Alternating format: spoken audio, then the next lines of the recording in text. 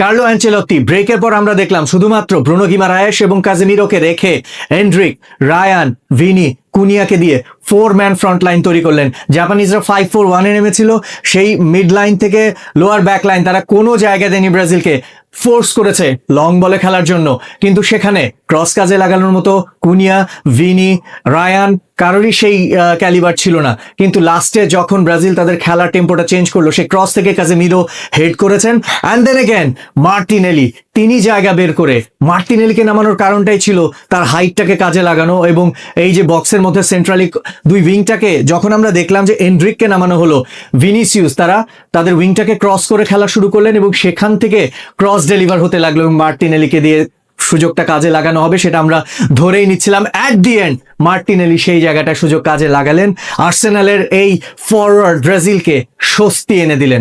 প্রতিটা ম্যাচেই আমরা দেখেছি ব্রাজিল এক একটা ম্যাচের রিকোয়ারমেন্ট অনুযায়ী এক একটা ফরমেশন করেছে, আজকেও ঠিক তাই ছিল।